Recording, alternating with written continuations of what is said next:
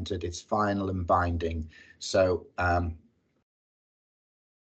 we're not able to go back, either the project manager or the contractor, and say, you know, that quotation that we dealt with last July or whenever it is, I realise I missed something out. We can't go back and open them up. They're final and binding unless we end up in adjudication. So remember that it's not something we can go back and adjust at some later stage, and therefore we don't pay on account. So compensation events are not paid on account. They're only paid, you know, once they have been properly implemented. Some compensation events can be negative, an omission, or some likely will be an addition to the prices, addition to a change to the completion date. But just bear in mind, some can be negative. But the same principles apply when we are looking at assessing a quotation. So whether it's an addition or an omission, the same principles apply when it comes to building up a quotation for the compensation event. So the other, well, several important things really, but another important thing to bear in mind is we must follow the timetable in the contract. People will say, oh, we just leave the contract in the bottom drawer. Well, you'd have to be extremely confident with the NEC to be able to do that. It's a contract that, you know, it has to be followed to the letter. Otherwise, you can find there are sanctions. You could become time barred, or things can be treated as accepted, depending whether you're a project manager or the contractor. So the timescales are really important. And it is useful, I think, to have some kind of tracker to be able to identify when a notification was given and when a reply is due, and if you're the contractor, when your quotation is due, and so on. So trackers are very useful things, and templates as well for the various notifications.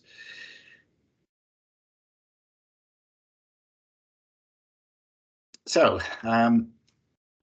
people will talk about early warnings, they'll talk about compensation events, we'll talk about program.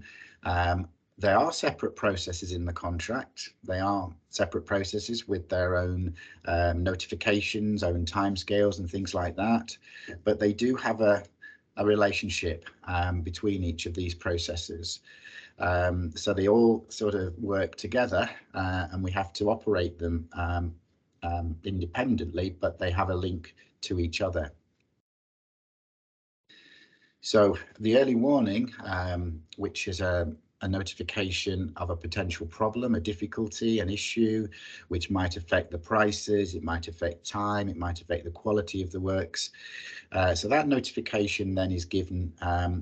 Hopefully that will potentially avoid a compensation event. We might be able to deal with that particular issue in an early warning meeting, what used to be called a risk reduction meeting, and that problem may well be resolved.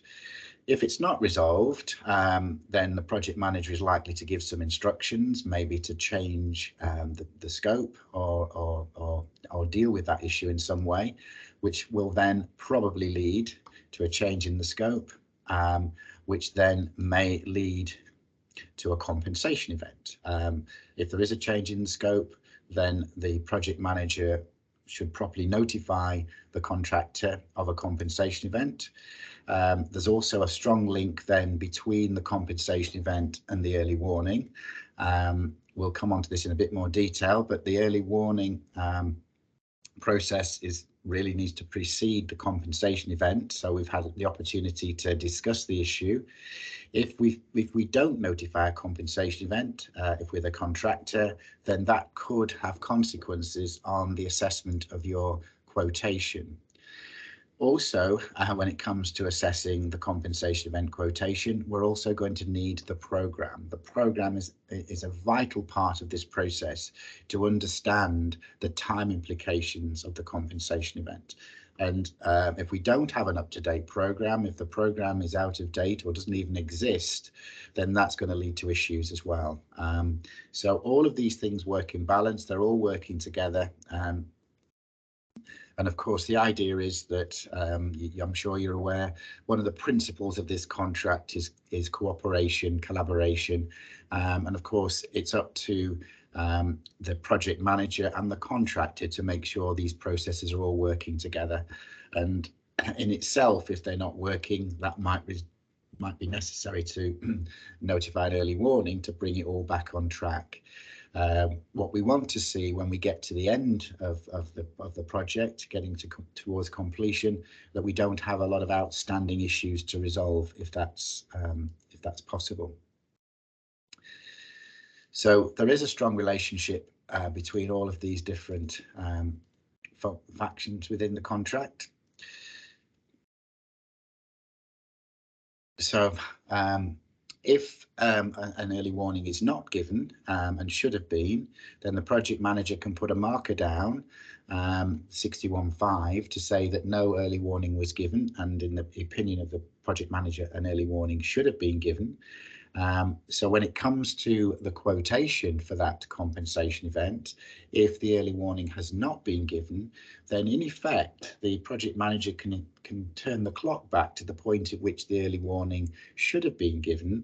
And if the project manager would have done something differently at that point, had the project manager been instructed to attend an early warning meeting, then the project manager can assess that quotation on the basis of what the PM would have done or instructed had the early warning been notified. And it might have been potentially that compensation event could have been avoided altogether. So just be aware of that, contractors, that the early warning is an important kind of precursor to certain compensation events. I'm not recommending, by the way, that you notify early warnings for absolutely everything. It has to be used appropriately, otherwise you'll find that you're wasting people's time. So it's important to use it appropriately, and when there is likely to be a need to involve the project manager in decisions that you're going to take.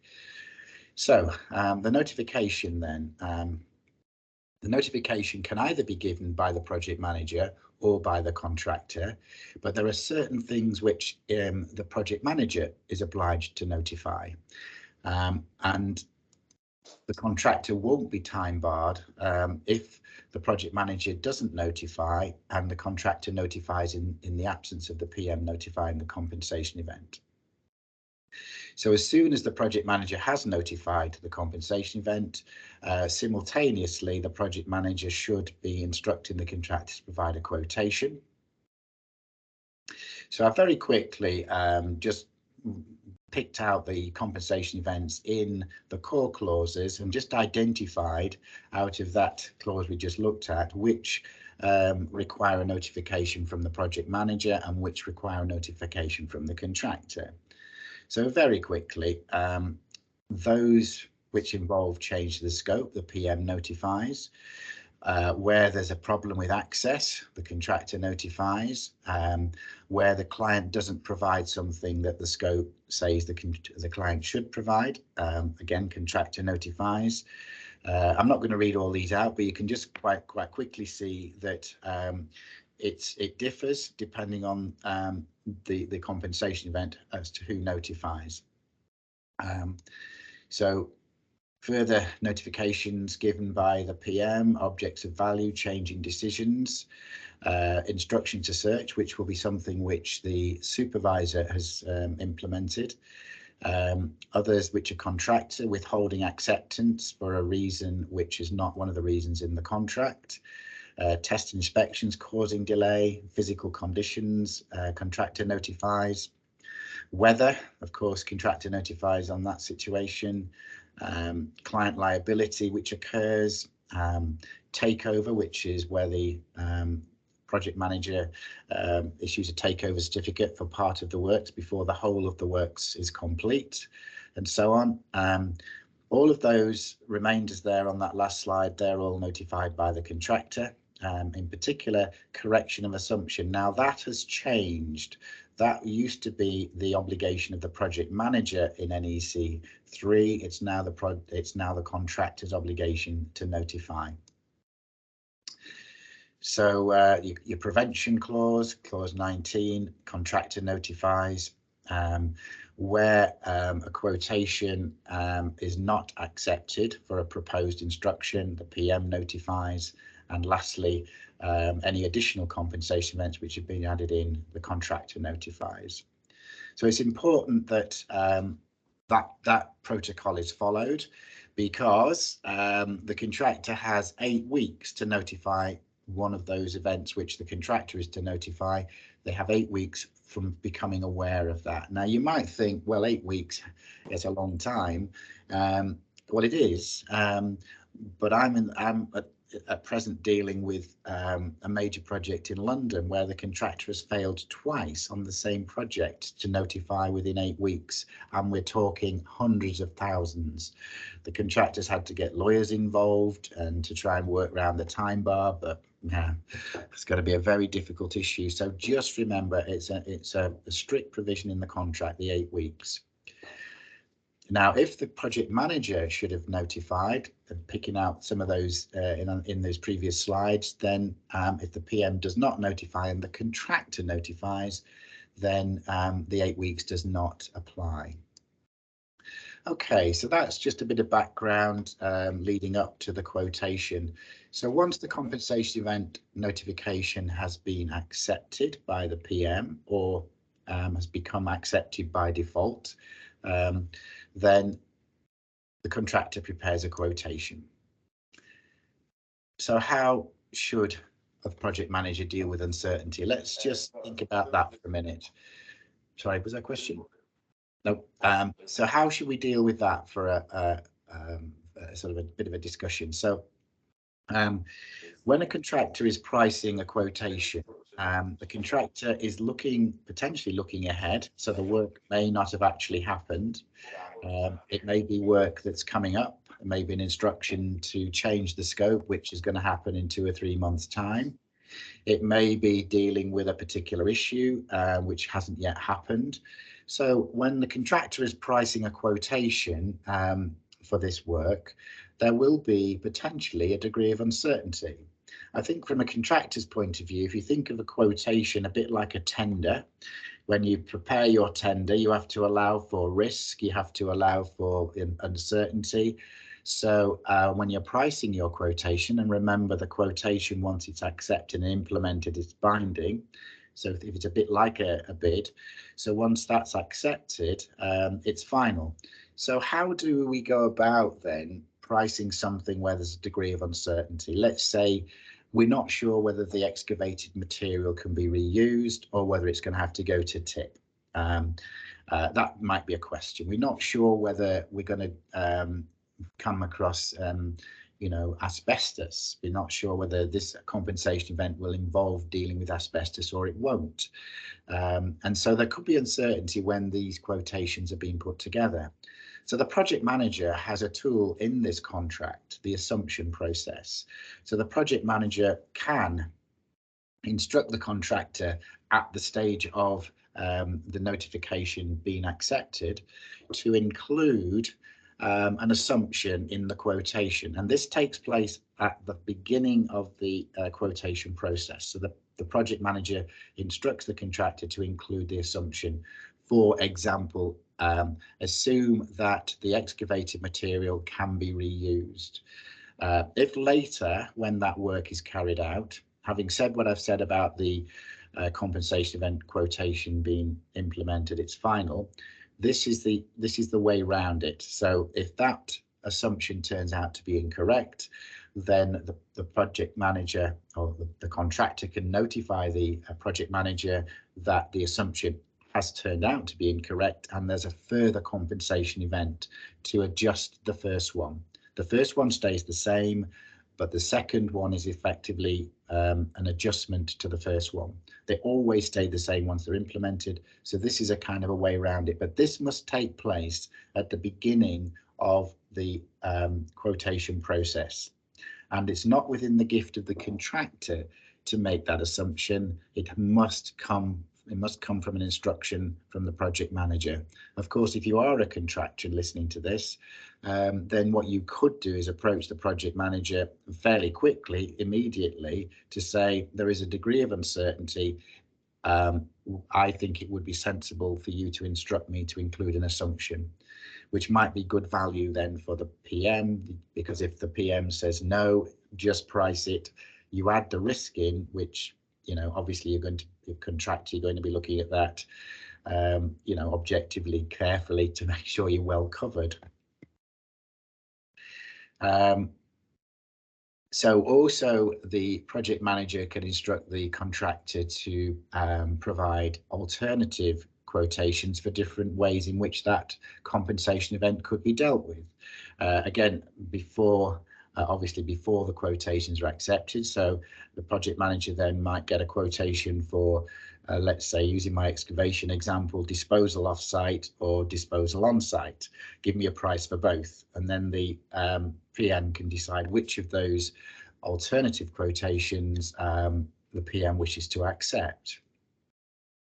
And of course, the contractor then can also provide quotations for dealing with different methods of dealing with that compensation event. So this is a principle that often people struggle with. So we talked about how we deal with uncertainty. The next thing to think about is how we sort of structure the compensation event quotation. So there can be compensation events which have occurred, such as weather events and perhaps other matters which have already happened. In other words, the problem has been dealt with in some way. So that situation, obviously, we're looking at what records, timesheets and costs incurred. If the work hasn't yet happened, in other words, it's maybe a compensation event which is ahead of us, or it could be a compensation event which is partly completed but work still to complete, then this principle of the dividing date comes in. So the dividing date is the date on which the instruction was given from the PM, or if it's not a result of an instruction, the date the compensation event was notified. So clearly things like weather, physical conditions, those kind of things, that will come from a notification from the contractor, but changes to the scope, instructions to stop work, things like that will result from the compensation event will result from an instruction from the PM. So how do we deal with that? Well, the dividing date stops the clock, and this is also important for the money and the time. The dividing date stops the clock. So anything up to the dividing date, which, as I've just said, is the date of the instruction or notified compensation event, anything up to that point is assessed at actual time and materials taken. Anything after the dividing date is forecast. So the assumption part of the process, which I've just mentioned, really is concerned with the forecast, where we're forecasting what might happen. The compensation event, the work involved in that might not be happening for 2 or 3 months. So, you know, it might all be forecast, and there might be a fair degree of risk, which can be dealt with either by ensuring the contractor prices that risk, or by an assumption. Now, what I didn't mention, but again important to know this, is that with NEC, when it comes to a quotation, that is based on defined cost, and we'll talk a little bit more about that. So we're always looking at what the cost to the contractor will be for this compensation event. So we're putting aside, if you like, the activity schedule, the bill of quantities, or any other pricing document. We are putting that aside, and we are dealing with this on a defined cost basis. So yes, the money part of the compensation event, then the quotation. So that will include the cost of any construction work. So, you know, if it's excavating, concreting works, whatever work is involved, of course, that will be the cost of construction work.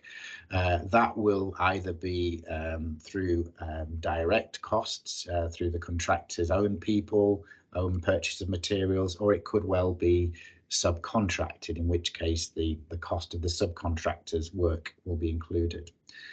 Always remember as well that your quotation is to include, as I've just mentioned, any delay or disruption costs. So if you're a JCT person, the loss and expense is embodied in the quotation for the compensation event.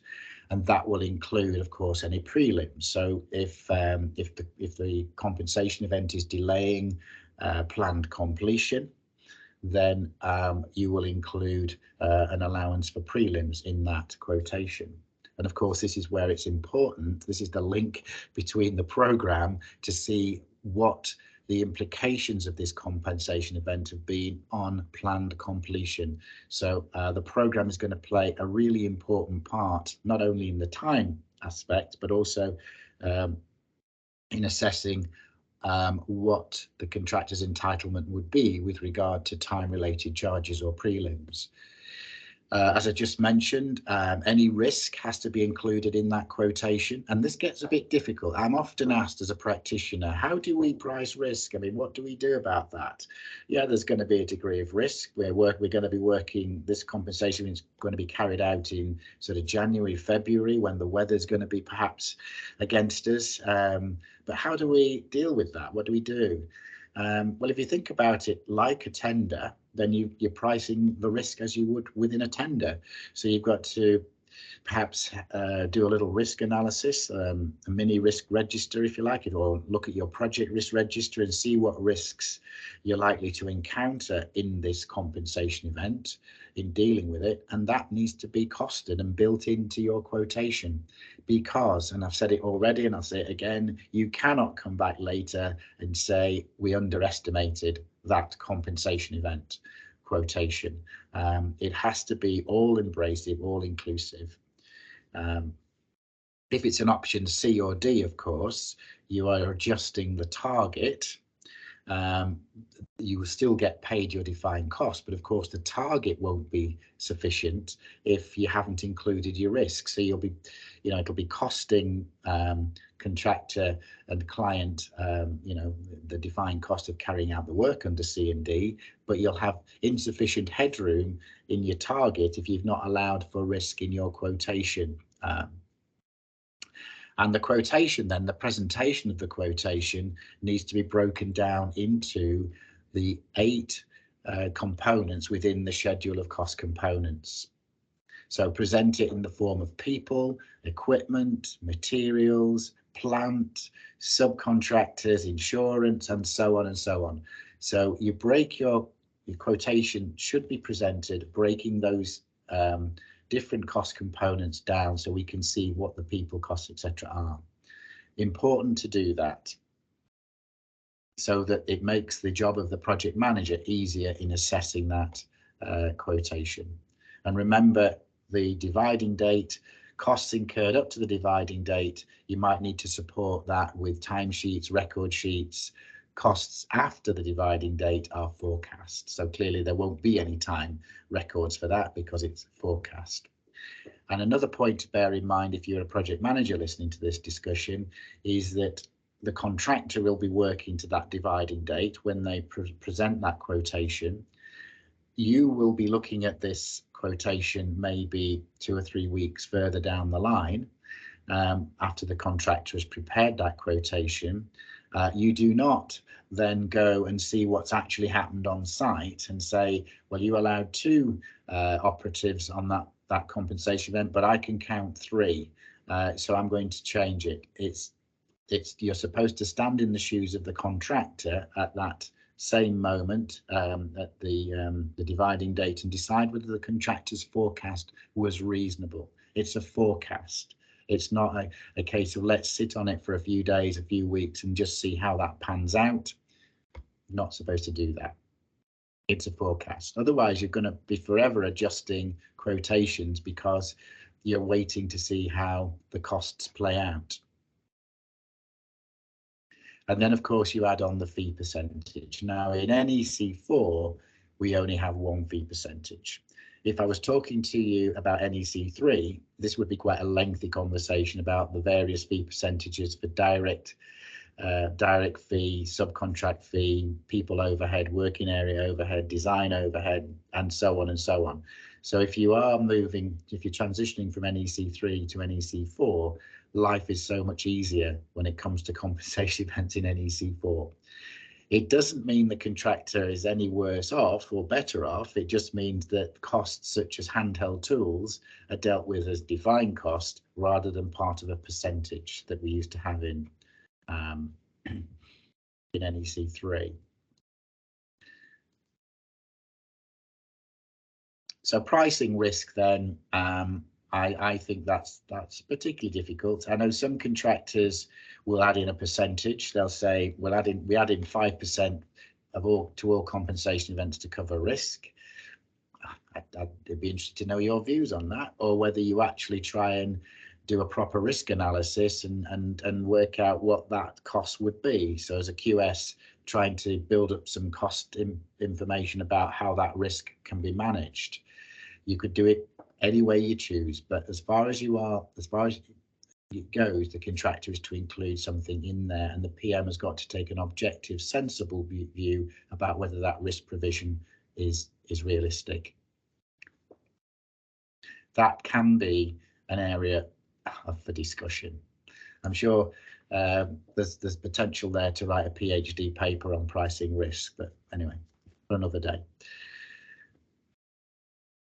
So a couple of other points about money. Remember that the schedule of cost components is the basis for identifying what costs can be included in a compensation event. And if it's option A and B, it's the shorter schedule of cost components, or now the short schedule, or if it's C, D, E, then you're looking at the full schedule, the schedule of cost components. And if you cannot find the item in the schedule of cost components, so for example, you won't find insurance premiums in the schedule, then it's treated as being in the fee. So if you cannot find an item that sort of matches items in the schedule of cost components, then it's treated as being in the fee. So the contractor can't say, well, we can't find it, it just needs to be added in. If you can't find it, it's treated as part of the fee percentage. And remember that materials, for example, hired in plant, subcontractors, they all have to be at open market and competitively tendered prices. So the project manager has to be satisfied that the costs that for materials, for example, they are competitive.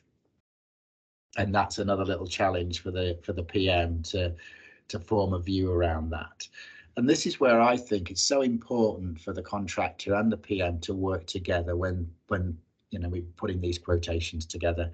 Either contractor submits it and then we discuss it, or better still, let's have a Friday morning session to work through these quotations together. That to me is the most effective and efficient way of dealing with these. Not always possible, and particularly in the current environment. I know several of you are suffering from COVID, so it may be a while before we do get back to proper face-to-face discussions. But as a QS myself, my background as a QS, I always find it's so much better to sit down and work through these things together rather than fire them backwards and forwards, a bit like a table tennis match. So here are the cost components you can see here. And just to point out some bit of key information here, that where it comes to people and equipment, if there's a cost incurred in those two cost components, that has to be within the working area. So if it's a person, they have to be within the working area to qualify to be included in a compensation event quotation. And we could talk for a long time on the working area, but I think if you understand the principle, that then it has to be within the working area to be included in the compensation event. The working area, of course, can be extended during the contract period. Under clause 16, the contractor can submit proposals to extend that working area. So if there's a planner become involved in the contract based in off-site somewhere, I hesitate with saying head office, but based off-site somewhere, then the working area could be extended to include where that planner is based, if the project manager accepts the contractor's proposal. So just a quick overview, I just mentioned the schedule of cost components is used for C, D and E. It's also used for assessing the cost of the works. So it has a dual function. It's going to be used to assess compensation events, but also amounts to be paid to the contractor. But also bear in mind that the contractor can also enter into contract data part 2 rates and prices for specialist equipment, manufacture and fabrication rates for work outside the working areas. So do check the contract data part 2 when you're looking at pricing compensation events, because there may well be cost information in there, such as specialist equipment. So it could be the contractor has their own tower crane, for example. They might put a rate in contract data part 2. So you're not going to find a higher an invoice for that. Is going to be a rate that's included within the contract. The short schedule, now under NEC4, has I think been improved in that when I talk about defined costs for people with regard to options A and B, then the contractor is to put people rates now in contract data part 2, rather than as with NEC3, the amounts paid to its people.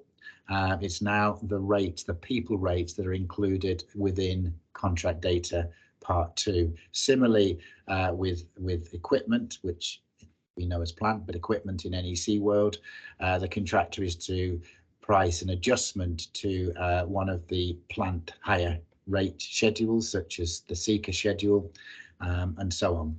So with the short schedule now, in a way, it's been simplified because we've reduced the amount of items which go on actual real cost. They are rates that the contractor has included within contract data part 2. Still sticking with money.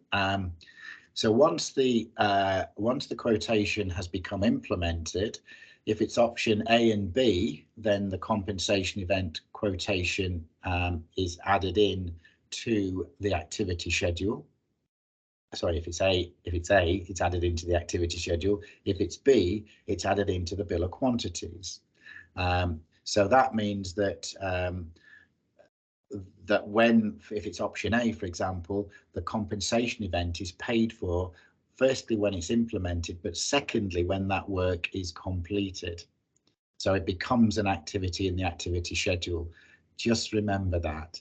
And with option B, bill of quantities, when the project manager has implemented the compensation event, it's added into the bill of quantities and is paid for as either as measured work or as a lump sum item. Of course, if it's C and D, then the same principle applies, but we're actually paying defined cost. And a couple of other things to consider. Does X1 apply? Which in this world at the moment is important, I think. That's your fluctuation provisions, your indexation. If it does apply, then you apply the index at the time. So you apply you calculate using the index at the time the work is carried out, and you base date that back to the date either of the activity schedule or the bill of quantities, because you're adding that compensation event into the bill or into the activity schedule. So then when it's paid for, you add the fluctuation back. And QSs, I think you'll know what I mean there. Having said what I've said, if the PM and the contractor agree, then you can agree to use lump sum prices from the activity schedule or from the bill of quantities if both parties agree to that. So that kind of shortcuts it. With regard to time, then I did run a session with QSi a few weeks ago dealing with program, and so if you saw that presentation, then this will probably make a bit more sense. But you take the latest accepted program, so that might have been it might have been the 1st of April, the latest accepted program. You go to the dividing date, the date we've just been speaking about, and then you impact anything that has happened between the 1st of April and, let's say, your dividing date is today, that's the date of the instruction. Anything that's happened between the 1st and the 7th, you impact that program, and then you see what the effect of that compensation event is on the program, which is then right up to date. And of course, then we include any time risk allowances and so on and so on. So we have to update the program, which is absolutely critical. You don't simply take the latest accepted program and use that. You have to bring it up to date by impacting what has happened since the latest accepted program date. And you might remember the brief conversation we had about that. So what you're looking to see then, what is the impact of this compensation event on the program? And you're looking to see whether it affects a critical activity. And of course, if it does, if it affects, that will affect planned completion. And if it affects planned completion, then it also pushes the completion date out. And that's how we adjust the completion date. We look to see whether planned completion is affected. We don't use the JCT approach and see whether the completion date is affected. We're always looking to see the impact on planned completion. So if it was a delay on activity 4, then there is float in that activity, so that may well not affect planned completion. So just a quick example of what I'm talking about. We take the latest accepted program, which is the one on the screen. We update it. And in this case, activity A didn't take 4 weeks, it took 3 weeks. So before we impact our compensation event, we adjust it to take account of the fact that activity A was completed in less time than the accepted program had shown. So then we adjust it all, take that into account. Now we've got some terminal float on this program because the contractor is now ahead of program. So now we impact our compensation event. And we see what the effect of that is because we brought it up to date. Today is the date of this, the dividing date. So we drop the compensation event in at that point. We see what happens and it pushes everything out. If we hadn't done that, if we'd just simply taken the latest accepted program, we would have had a different answer and we'd had the wrong answer. So it's really important to make sure that program is updated to the dividing date. So just quickly then, in terms of timescales, the contractor has 3 weeks to prepare this quotation. And incidentally, with the time aspect to this, the contractor is to submit a program with their quotation to explain how they have calculated the change to the completion date. So they've got to show the impact on planned completion, and that will then result in a change to the completion date. And to explain that to the project manager, the contractor submits a program. The program is not a program for acceptance. It's simply a program to explain how the contractor has calculated the impact on planned completion. So the contractor has 3 weeks in which to prepare this quotation.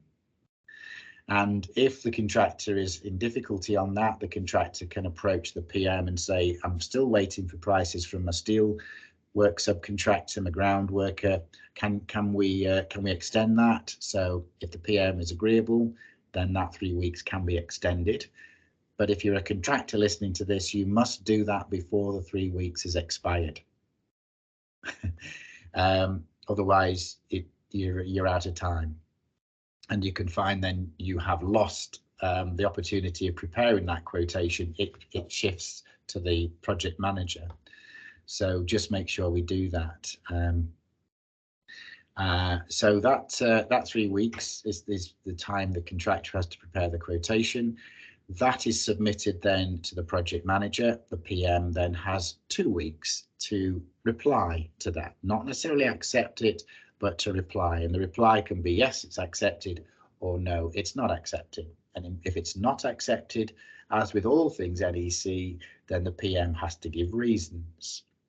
If, on the other hand, the PM does not come back within 2 weeks, and this is really important, if you're a PM listening to this, this is really important. If you do not come back within 2 weeks, then the contractor can notify you of that failure, and that triggers a second 2 weeks. And if you do nothing PMs within that second 2 weeks, then that quotation is treated as accepted and becomes binding on you and the contractor. So again, it would be, it'd be very difficult to get around that, if not impossible. You could find yourself in an adjudication. And if you are a PM, you would not want this to happen. You would not want to go to your client or your employer, if you're an in-house PM, and say, do you know what, I missed these timescales, and by default, I've accepted a quotation. That would not be a conversation I would want. So I'm sure you wouldn't want that either. So the PM can then either accept that quotation or then ask for a revised quotation. And if you are the PM asking for a revised quotation, then again, you have to give details as to what needs to be revised.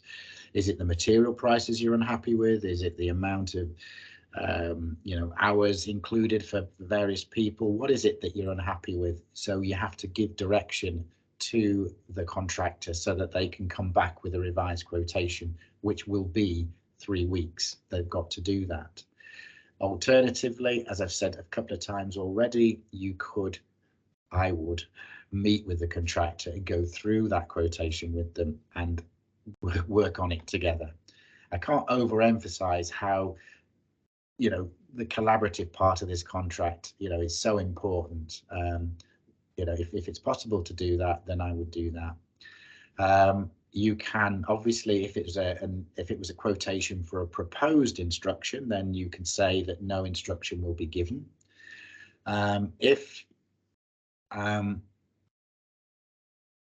If you're so unhappy with the quotation as a PM, then you can make your own assessment. You can notify the contractor that your own assessment will be made. Now, I caution this, because if you do make your own assessment, which you're entitled to do, then of course that becomes binding on both you and the contractor.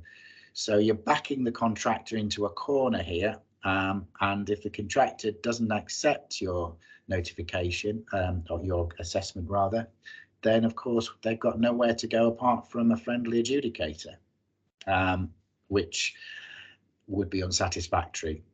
So if you are the PM and this is your decision to make your own assessment, do keep details of how you have reached that assessment.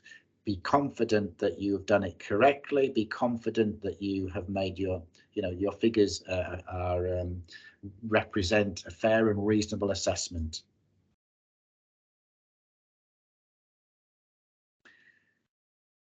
So if you are asking the contractor to submit a revised quotation, as I've just mentioned, you have to give an explanation of what needs to be revised.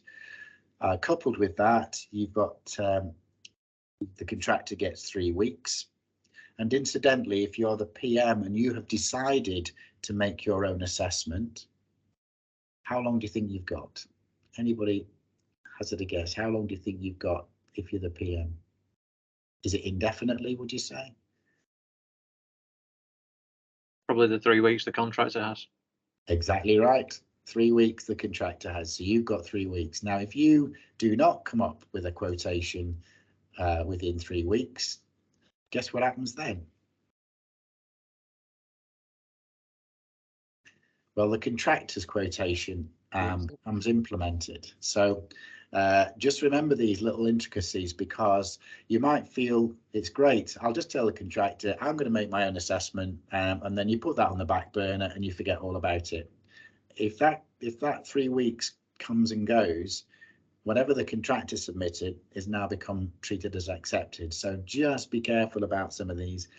And this is what I spend my time doing, is just trying to get people out of holes very often, who've particularly PMs who've fallen into this kind of trap. They've felt that because of the PM, well, I can really pretty well do whatever I want. You can't. The contract sets out some very rigorous timescales which you must follow.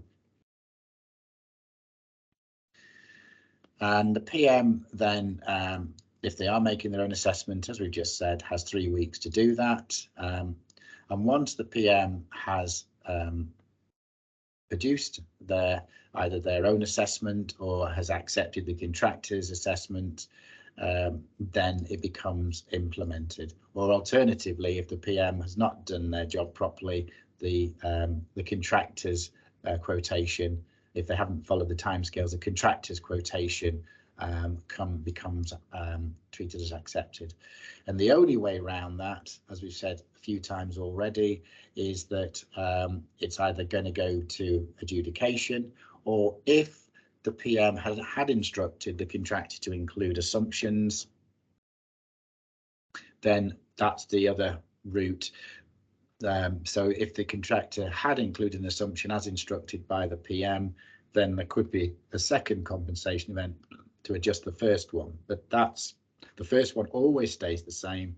It's the second one which is an adjustment to the first one. And just remember as well the principles of whether it's an add or omit, it's exactly the same. So the temptation is often with PMs to say, well, we're not going to do that particular thing, so I'll just omit the activity schedule price, or I'll just omit that from the bill of quantities. You cannot do that. You have to look at the defined cost of that omission. So the principles apply both ways. So the contractor then, if you like, a takeaway for contractors, you cannot afford to underprice a quotation, because you cannot go back later. You've got to include your risk provisions in there, and it's a sensible discussion, a sensible assessment that the PM needs to make regarding that risk provision. It cannot be ignored.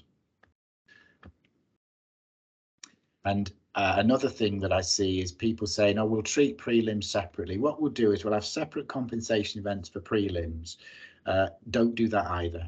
Wrap the prelims up in each and every compensation event, because you're going to look at it in the round. You cannot separate out, parts of the quotation. It has to be dealt with all together. Otherwise, you're going to find, again, I'm involved in an adjudication at the moment where the contractor and the PM decided to take the prelims out and deal with that as a separate one-off quotation, one-off compensation event at the end of the project.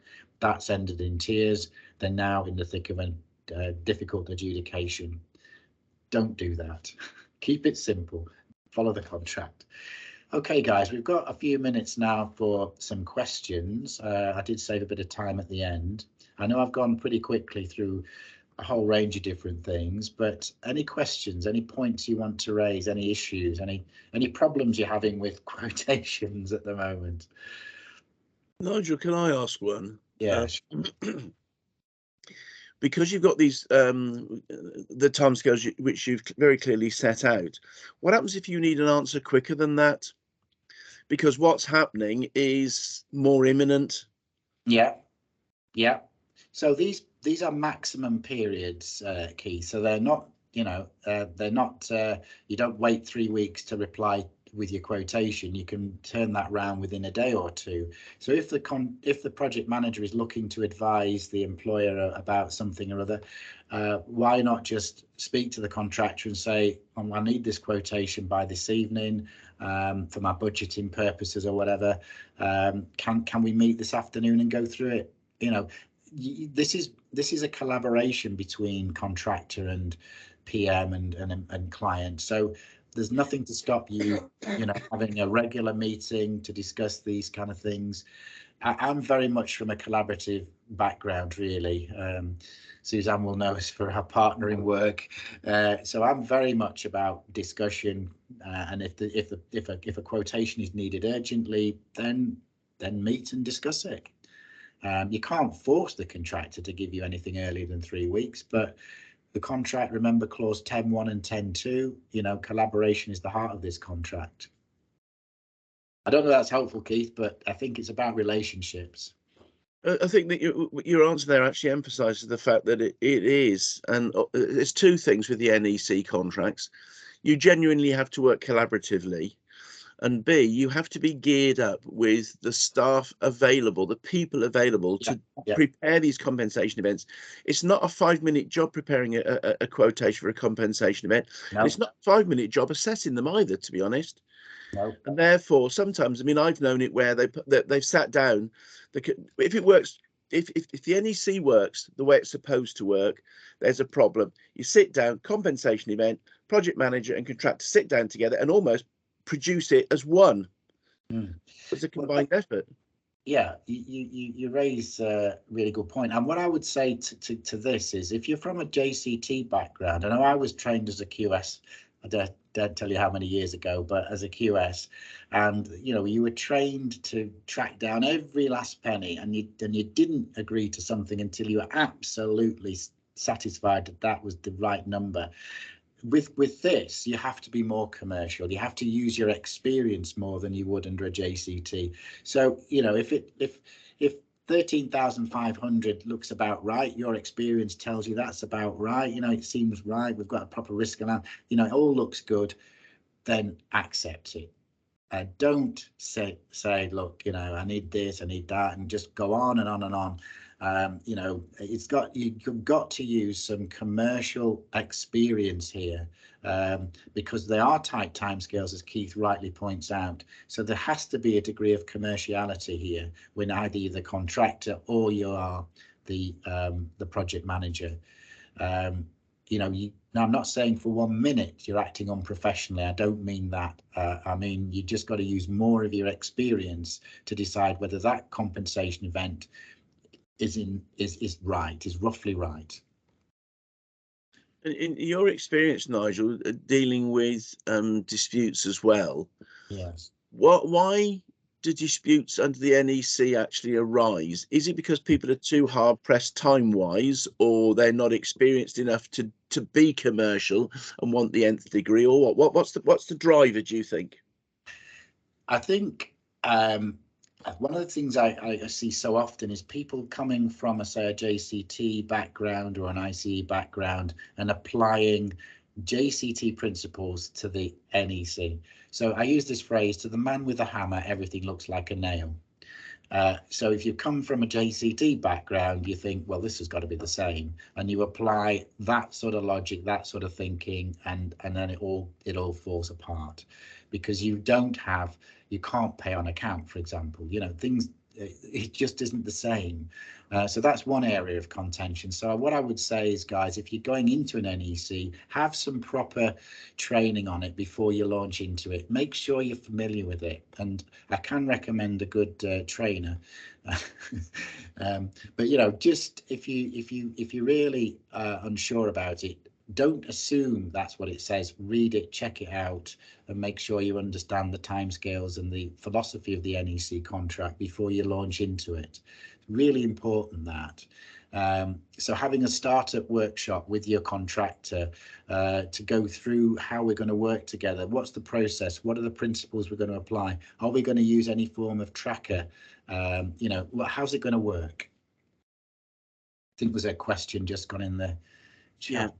So, Suzanne, do you want to read any questions that have been put in the chat? Yeah, there is only that one that's just popped in. Yeah. Which is if the PM has used the PMI function to instruct us to get on with things, but then spends an age questioning and delaying implementation of the CE, how do we deal with this? Well, if the PM isn't coming back within the 2 weeks, once the quotation has been submitted, then the contractor notifies the PM that no reply has been received. The PM gets a further 2 weeks. If nothing happens in that 2 weeks, then that quotation is treated as accepted. So the contractor can implement the contract if the PM is not, complying with these timescales. But that's one answer, Kate. The other answer to this, Kate, is the PM and the contractor have a duty under this contract to make this process work. So it might be an early warning, notifying an early warning and having a discussion about how we can get this process back on track. What do I need to do, PM? What do you need to do, PM? I'm going to say there's a number of instances where that's pure NEC. A lot of contractors actually change these terms to ensure that a quotation is not accepted after the time period. The contractor changes it, did you say, Ian? Sorry, the either the client or the contractor, client changes where it fits in the supply chain. Yeah, there can be Z clauses, and Keith, that's another area of contention. I mean, I'm sure most of you are familiar with Z clauses. There is a temptation for clients to go to solicitors, and I'm not being disrespectful to solicitors when I say this, but if you go to solicitors, they'll think of 101 Z clauses to add in, and that also changes the complexion of the contract. and they'll also amend the terms. Never mind the Z clause. They just, well, the Z clause is a list of amendments, and they'll go back in and say it's just as the questioner just pointed out. They'll say they try and reverse everything round. So it's interesting actually sitting as adjudicator and arbitrator on NEC disputes where people haven't actually, they know the NEC inside out, backwards and sideways, but they didn't bother to look at the amendments and the amendments that end up skewering them.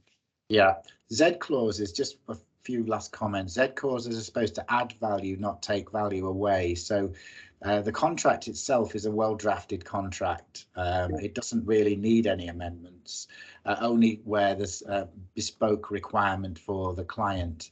Where clients start tinkering around with timescales and amending the core clauses, that's usually a sign we're in for a problem.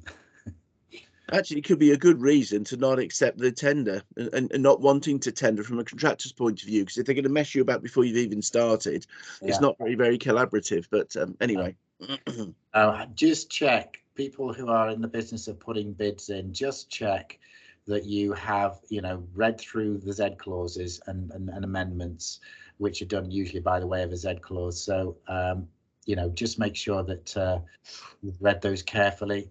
And again, if you need any advice on that, you can always give me a ring. Nigel, I'm afraid we're out of time. Yes, thank you ever so much for an excellent talk, as always. Are you happy for people to have copies of your slides? Yes. There's so much information you've given. They're a good aid. I found in my personally, they're a good aid memoir. You remember everything you've said, but it's a good aid memoir to help people through. If you do want a copy of the slides, just make a note of my email address there, and I'll fire them across to you. I'll just send them back to you. Okay, that's great. Thank you very much again for inviting me to speak at your seminar. Thank you ever so much. Suzanne, anything to add in terms of next future programme? Yes, I mean, this is part of our first Thursday club. So the first Thursday of each month, we're running a CPD event at this time. We do have a rough schedule of what they will be to the end of the year, but the next one is an introduction to FIDIC with Andy Hewitt again, who I know has provided some really good CPD events for us in the past months. So details will be coming out of that, but if you need them, just give me a shout. And thank you, Keith, to you for introducing this, and particularly thank you to Nigel for another fantastic presentation. It's much appreciated, Nigel. Thank you. And thank you all for joining us. I hope you feel better soon, Suzanne. Thank you, and you, Keith. We've coached our way through, but Nigel's been very clear. Thank you ever so much, Nigel. Yeah, no problem. Thank you. Take care. Bye-bye, everybody. Cheers. Bye-bye. Bye-bye.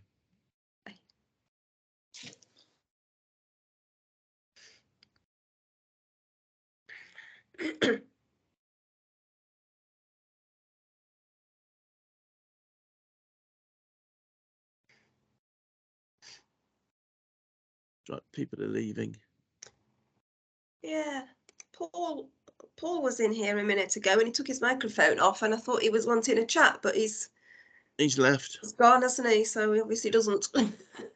he came in about 10 past 8, 10 past, 8:15. He was late. Nigel, are you busy at the moment then? Yeah. Sure, Anton. We are busy with various things at the moment. Yeah. It's all sorts of different things going on. One of the things we're trying to, I don't know what you found, but one of the things we're trying to resolve for clients and contractors is the difficulties that everyone's experiencing with the hikes in steel prices and other building materials. You know, how do you deal with a contract at the moment, you know, running into years? How do you deal with a contract that's several years long and become unbearable for the contractor, but the client doesn't want to lose them? You know, it's and if you're in the public sector, how much latitude have you got for renegotiating contracts? We're involved in a couple of those conversations at the moment. Quite difficult. I mean, material price. I was talking to a main contractor recently, and he said all his subcontractors provide quotations on the basis of acceptance within 24 hours. And he says he's finding it impossible to price jobs because subcontractors just won't stick to their prices. I mean, it's a real problem at the moment. It's a massive problem. And one of the ones we're dealing with at the moment is that this is a 10-year contract. It started out with the contract documents. It calls for CPI to be used as the index, but CPI is not changing in the same rate as building material prices. Right. So we're looking at whether we should sensibly move to the BCIS indices midstream by deed of variation.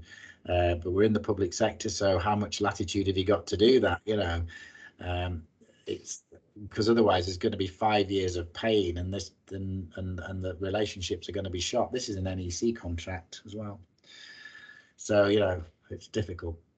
Do you remember back to Nedo indices? I do, of course. Yeah. I mean, as a very, very young, as a trainee QS, I remember doing valuations on the Nedo indices and doing those. God, that was a pain. Every valuation, but it was you learned about fluctuations pretty bloody quickly, didn't you? You did. Yeah, you absolutely did. It was all part and parcel. I don't know whether these things are taught in universities anymore. You know, but anyway. Yeah, we could talk all day. Lovely to speak to you. Okay, take care. Thanks ever so much. Cheers. Take care. Thanks, guys. See you soon. Is there anything else we need to discuss, Suzanne, or not? Only did you get my email about Richard Moxon? Yes. Yeah. Okay. Yeah. I knew he'd retired. Right. Yes. So yeah, I think Paul thought he might be quite useful to us. We shall see. Yeah. Okay then. Have we got a meeting coming up? We haven't at the moment, have we? No, we haven't. We probably should have. Yeah. Okay then. Give me some dates when you've got a minute, when you're feeling better. Yeah. Okay then. Thanks ever so much. Well, I'm hoping I'm going to do a test in a minute. I'm hoping because we've got a new guy joining on Monday, and I need to be in the Worcester office to say hello to him. When did you start with it, Keith? As I said, it was Wednesday of last week. Oh gosh. I did the decision, and then on an adjudication, as I said to the trainee, you know, in an hour's time, you know, the adrenaline drops. Basically, experience, you get an adrenaline drop, and I just go very tired. And talking to other adjudicators, they're the same. You get it because there's such a huge build up to getting the thing done. Yeah. And all the rest of it, and then within about an hour, after you finally published it, you've gone away, it's gone out the door, you put your papers away, you know, put them on the shelf, you sit down, look at emails you've missed and you know, all the things you haven't been doing because you've been getting the decision done. Yeah. And after about an hour, everything, your adrenaline levels drop and you feel really tired. Yeah. I just started to feel not just tired, but really, really rough. Yeah. And came home and did a test and my surprise tested positive. So. Yeah. But still, anyway. Yeah, well, you should be getting clear pretty soon, shouldn't you? I think they say 5 days, don't they? Well, the office rule is 5 days, minimum 5 days, and then plus 2 clear days, 2 days of clear tests. Yeah. But to be honest, the number of people I know who've had it in the firm have said they tested positive for 10 days. Oof, really? Oh. Think about it. For me, it's what, Thursday, Friday. Well, today's day 8, isn't it? Yeah. Yeah. But it's just. I mean, I set the alarm for 6 this morning, and the radio came on, and Maria woke me up at 7 o'clock. So I just slept through the whole blooming lot. Straight through it. Oh, well, Yeah. at least you're sleeping then. Well, what happens is I go to bed and then wake up after a couple of hours, then spend hours awake. In fact, I've been coughing and stuff. Yeah. I've been getting up at night because I didn't want to wake Maria up. Yeah. But anyway, in fact, all throughout this, Maria hasn't had it. She's still negative. Is she? Yeah. It's gone through our family. I've got it through the family. And my brother's had it, and his wife went into hospital on Sunday for something else and tested positive, but has been asymptomatic. So we wouldn't even have known if she hadn't had to get taken into hospital. Oh, really? Oh, Yeah. Yeah. Well, Maria's testing, although she stayed at home because she said if I've got it, then she could be a carrier. Yeah. So she stayed at home with me and worked from home. Yeah. But I haven't done. To be honest, I haven't done a fat lot of work. I've tried to do a bit, but it's a week really. Yeah. Yeah. It's hard to concentrate, isn't it? Your brain's all fuzzy. Yeah, that is the problem. It's done. Anyway, right, I should go and have a cup of coffee, see if I can wake up. Yeah. Okay. Thanks, Steve. Sorry to drag you out of bed. No, that's all right. Take care of yourself. All right. You. Okay. Give me some dates. Yeah, we'll do then. Okay. Take care. Okay. Bye bye then. Bye. Bye bye.